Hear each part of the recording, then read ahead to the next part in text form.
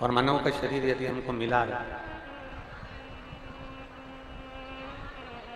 इसकी 21,600 श्वास। एक भी स्पीकर की आवाज नहीं आ रही, आप बताइए ऊपर और यहाँ बैठ कर सुनिए, आवाज आ रही है क्या आप लोगों को?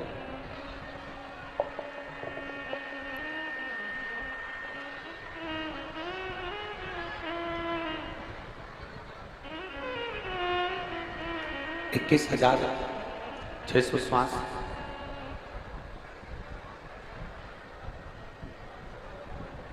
नित्य प्रति शरीर के द्वारा निकलती है प्रतिदिन, और वो परमात्मा उस श्वास की गिनती अपने पास रखता है।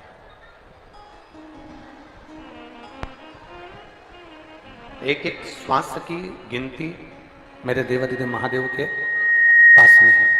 एक एक श्वास, इसको नीचे करो, ऊपर थोड़ा हल्का सा बढ़ाओ ना, नीचे करो, नीचे करो, और नीचे करो, अरे नीचे करो, और नीचे करो। 21,600 श्वास की गिनती मेरे देवादिदेव महादेव के पास में रहती है। अब हम जैसा कर्म करते हैं, हम जैसा कर्म करते हैं वैसा ही फल हमें प्राप्त होता चले जाता है। शिव महापुराण की कथा कहती है कि इन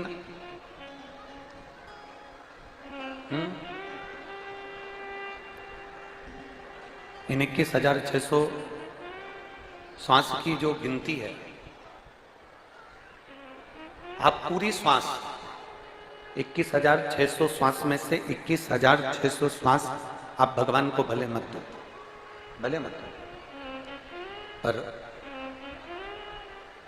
21,600 श्वास में से भले आप 21,600 श्वास परमात्मा को पूरी मत दो, पर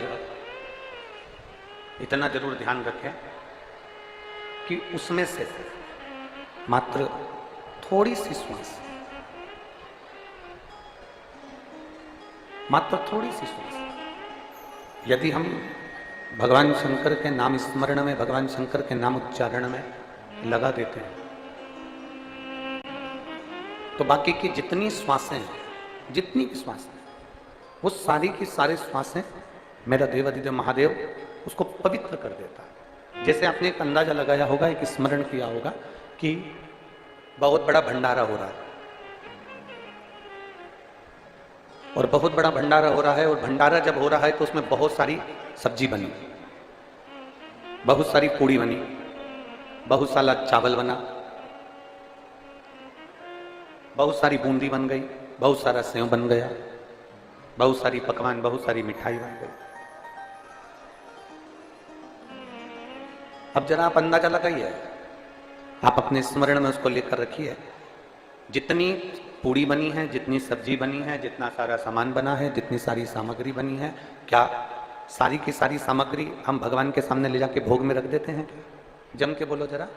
नहीं, हम क्या करते हैं कि उसमें से थोड़ी सी सामग्री, थोड़ी थाली लगाकर, थोड़ा सा सामान, उसमें से थोड़ी सी पूड़ी, थोड़ी सी बूंदी, थोड़ा सा सेव, थोड़ी सी सब्जी हम उस थाली में लगाकर भगवान के सामने भोग लगाने में रख देते हैं। भोग लगाने में हमने वो थोड़ी सी सामग्री रख दी और भगवान ने उसको स्वीकार कर लिया। भंडारे में ढेर सारी सामग्री बनी, पर हमने भंडारे की पूरी सामग्री को भगवान के सामने नहीं रखा। भगवान के सामने हम पूरी सामग्री को लेकर नहीं गए, पर थोड़ी सी सामग्री हम भगवान के सामने लेकर चले गए, थोड़ी सी सामग्री हम भगवान के सामने लेकर चले गए। अब जो हमने थोड़ी सी सामग्री भगवान को दी है, थोड़ा सा भोग जो हमने भगवान को लगाया है, वो थोड़े से भोग का सामग्री प्रसाद हमने पूरे सामान में, जो हमने पूड़ी बनाई है, जो सब्जी बनाई है, जो बूंदी बनाई है, जो सेव बनाया है, हमने सारा के सारे में ले जाकर उसको मिला दिया।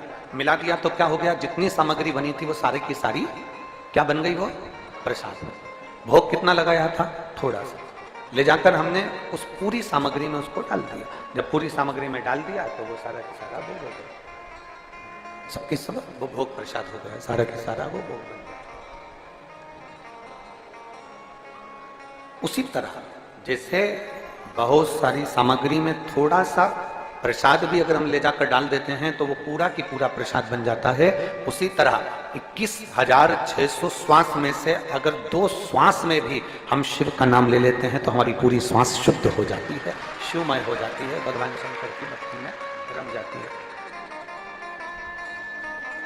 भगवान शिव की विरल भक्ति में वो श्वास विलीन हो जाती है। एक क्षण का सत्संग, एक क्षण का भजन, एक क्षण का कीर्तन भी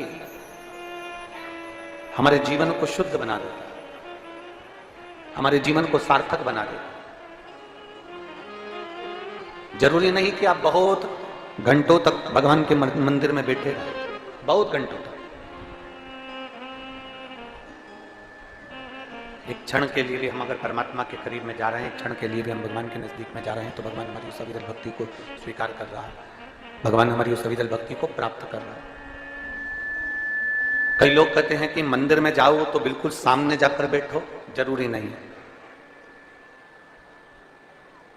कई लोग कहते हैं कि मंदिर में जाओ तो बिल्कुल सम्मुख में भगवान के जाकर बैठो, जरूरी नहीं। यहां इतने शिव भक्त कथा को श्रवण करने के लिए आए, लाखों की संख्या में पहुंचे हैं, चिलचिलाती हुई धूप में बैठे हैं। कई लोग ऐसे भी बैठे हैं जिनको हम 3 दिन कथा के हो गए, उसमें हम एक बार भी दिखे भी नहीं होंगे। कई ऐसे भी बैठे हैं जिनको हम दिखे भी नहीं। पर शिव महापुराण की कथा कहती है कि आप चिंता न करिएगा, आप हमें देखें ना देखें, हम आपको दिखें ना दिखें, आप हमको दिखे ना दिखे, पर इतना जरूर याद रखना, शंकर की कथा में पहुंचे होना तो मेरा भोलेनाथ तो ऊपर से देख ही लेता है कि कौन कथा में आया, उसने कितना मन लगाया, कितना चित्त लगाया, कितना स्मरण किया, कितना भजन किया, कितना कीर्तन किया, उसको मालूम। हम देख रहे हैं कि नहीं देख रहे, आपने हमको देखा कि नहीं देखा, उससे कोई मतलब नहीं, उससे कोई सार्थकता नहीं है। पर उस परमात्मा ने आपको देखा कि नहीं देखा, उस परमात्मा ने आपने जो भजन किया, उस परमात्मा ने स्वीकार करा कि नहीं करा, वो तेरे मंदिर में आना मेरा काम है और मेरी बिगड़ी बनाना।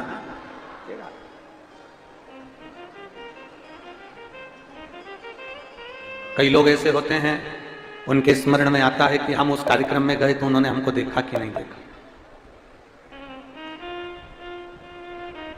हमने उसको देखा कि नहीं देखा। यहां तो शिव पुराण में भी लिखा है ना, दक्ष प्रजापति का चरित्र। दक्ष प्रजापति ने इतने लोग प्रणाम करे, पर दक्ष प्रजापति ने किसी को देखा कि नहीं देखा। पर दक्ष प्रजापति के जितने दामाद थे, उन सबने दक्ष प्रजापति को प्रणाम करा। एक एक दामाद ने उनको नमन करा, एक एक दामाद ने उनको प्रणाम करा। दक्ष प्रजापति के एक एक जमाई ने उनको प्रणाम करा। केवल एक शंकर जी ऐसे थे जो भूलवश अपनी सुध में बैठे हुए थे, तो वो दक्ष प्रजापति को प्रणाम करना भूल गए और दक्ष प्रजापति का ध्यान उस शंकर जी की ओर चला गया, शिव जी की ओर पहुंच गया। इनको बड़ा, उनको आसपास लगे। दक्ष प्रजापति का ध्यान